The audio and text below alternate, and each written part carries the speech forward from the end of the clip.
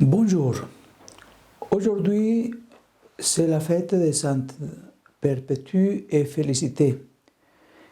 Cette fête nous amène à penser au pays de la Tunisie, d'où sont originaires ces deux saintes.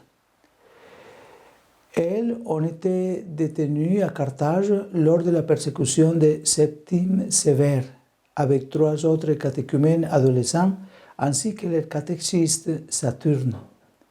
Perpétue était issue d'une famille noble, elle avait à ce moment-là 22 ans et était mère d'un enfant allaité. Félicité était sa servante et était enceinte et ne pouvait pas être martyrisée jusqu'à ce qu'elle accouche. Et au milieu des douleurs de l'accouchement, elle était heureuse d'être exposée aux bêtes de la prison. Ils passèrent à l'amphithéâtre avec des visages heureux, comme si elle allait vers le ciel. C'était dans l'année 203.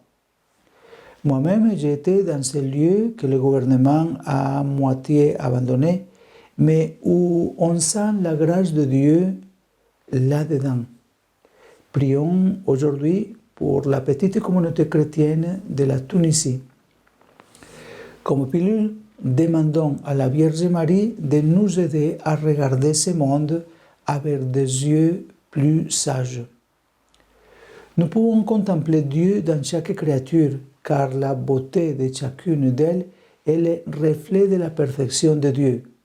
Marie, la Mère de Dieu, a été proclamée reine de toute la création, étant la Mère de Dieu dans la personne du Christ Jésus. Marie, la Mère qui a pris soin de Jésus, prend soin désormais de ce monde blessé avec affection et douleur maternelle. Comme le cœur transpercé, elle a pleuré la mort de Jésus. Maintenant, elle compatit à la souffrance de pauvres crucifiés et des créatures de ce monde saccagées par le pouvoir humain, comme nous le voyons aujourd'hui dans ces guerres. Totalement transfigurée, Marie vit avec Jésus et toutes les créatures chantent sa beauté. Elle est la femme enveloppée de soleil, la lune est sous ses pieds et 12 étoiles couronnent sa tête, comme nous le dit l'Apocalypse au chapitre 12. Élevée au ciel, elle est mère et reine de toute la création.